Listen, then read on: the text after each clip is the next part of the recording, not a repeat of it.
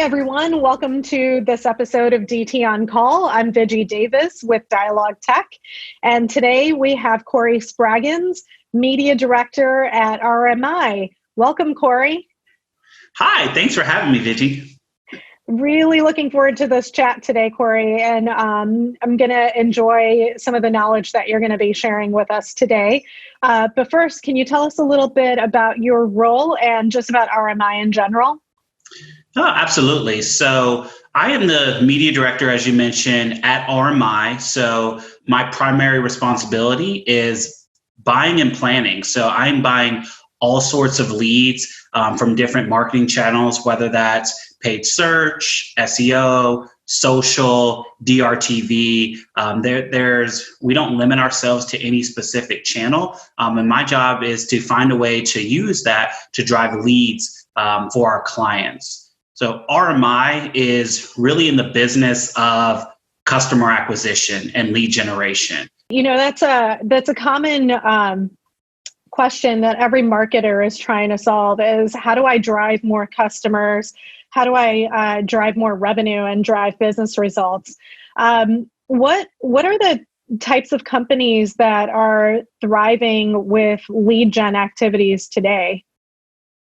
Yeah, so with COVID-19 forcing many people to stay at home, what we're seeing work really well, or where we're seeing demand increase, I should say, is particularly in home services. So services like pest control, plumbing, HVAC, areas like that where people are at home and they're just doing more around the house. We're actually seeing demand pick up.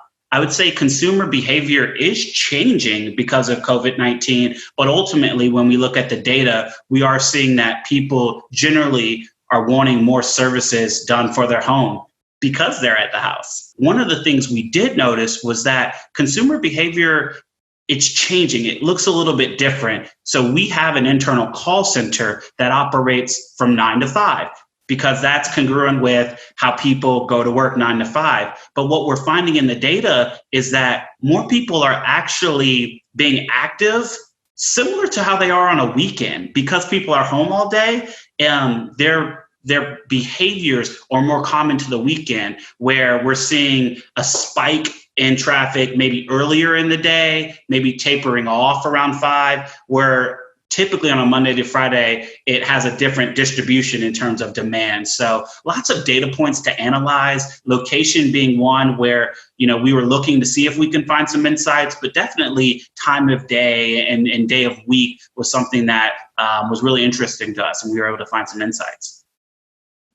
It's really interesting to know about consumers behaving differently and the data to support how these behavior patterns have shifted. You were talking about the various media channels that you are optimizing against. Can you tell me a little bit about, what was the mix like before these consumer behavior patterns changed, and what is it like today? I would say one theme that we're noticing is that we're having to be smarter about the media that we're buying. So gone are the days where we could just drive leads for our clients. There's a premium put on quality leads and also leads that convert for our clients to their top tier products. And so one example of that is we drive media from, let's just say, 4 different sources: paid search, organic, social, and TV, right? Those are just standard channels that, an agency might engage in. And before, there's always been the theory that search is going to have the highest demand because it's a capture engine. But what we're finding is we can't always rely on one channel, because other channels, although they may not drive as much volume, the volume could be of higher quality. And so we drive most of the traffic into our internal call center, where we're able to almost instantly tell what's happening with these customers on the call. We're on the front lines talking to what customers are signing up for, what their interests are, and being able to tie that back to a specific media source has allowed us to invest more in the higher quality media channels. And that's something we've always tried to do, right? Is driving as much quality as we can, but now it's getting more granular. We're looking at the specific products they're buying, how much of the products they're buying, are they coming back? So it's using more data and tying that back to our media channels. And that's ultimately something that we're able to do using our software providers like DialogTech, where we can have tracking all the way through the funnel. Once the call center closes the call, we need to see what happened with that. And you guys allow us to be able to have that visibility into what's happening with our leads. Yeah, so I come from an agency background, Corey. I don't know if you knew that or not, but it's interesting. I used to always say, search is the most real-time channel there is, until I started working at DialogTech, and I was like, actually it's not, because when that consumer calls a brand, the brand representative is handling those questions in real time. And that conversation becomes like such an important conduit for that consumer journey, either manifesting into a purchase or, providing additional information with the data that's captured, as what you were talking about. Yeah. Have any of those conversation insights had you change any of your marketing plans? As we're being challenged to look at more granular level data, we're being more strategic about how we set up our campaigns. Before, we would look at a consumer signed up and that was a sale. But now it matters for what they're signing up for. And can we target customers that are specifically in market for a specific product? Because we know that product will have longer lifetime value for our clients. And so in terms of optimizations, that's something that we're always doing, but we're trying to set up more specific campaigns to target the higher value customers for our client. Yeah, it's like that with that consumer journey, having the full transparency of online media channels driving the offline call and the conversion taking place on the call. Sometimes you've got the full picture of, when those consumers turn into customers and where those rankings in terms of persona, behavior, actions can influence the upfront media planning and buying. What do you think is, here to stay based on these new consumption behavior patterns? Where are the priorities happening, and what do you think is next? Yeah, so it's seemingly impossible to determine what's going to happen next. But I think one thing is for certain is that we're all going to have to adjust. And so RMI as an agency, we've embraced the new landscape that is brought on by COVID-19, not only as a business with everyone working from home and working remotely, but also for our clients. We know that we have to be more efficient.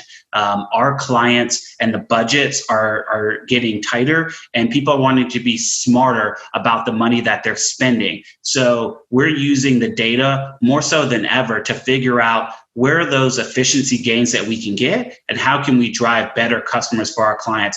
And I don't think that's something that's going away. I think efficiency is going to be a premium for all of our clients, and even brands that weren't valuing that before certainly are going to be valuing that now. So agencies that can partner with software providers and partners that can help them track all their conversions and find efficiencies, they're really going to come out on top as a result of the COVID-19 and the changing landscape.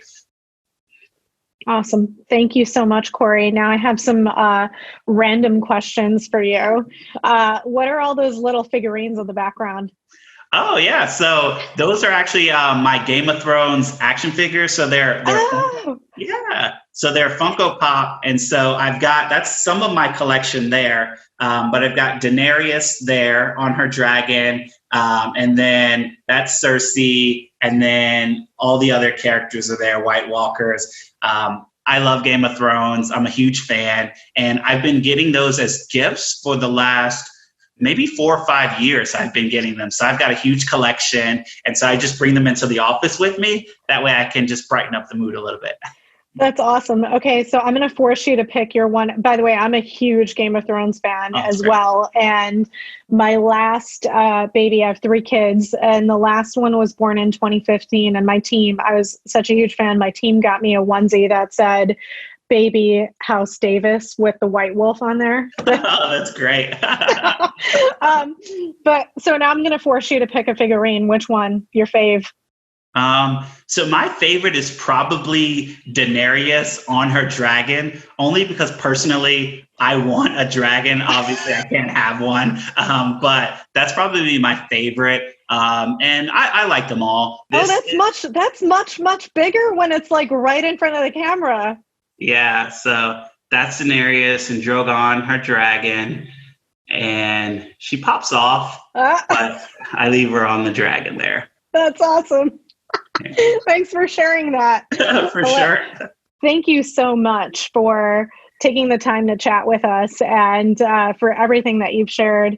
Really, really appreciate the conversation and the partnership and everything. Thank you for having me. I enjoyed this as everything with DialogTech. I really enjoy working with you guys. So appreciate you having me.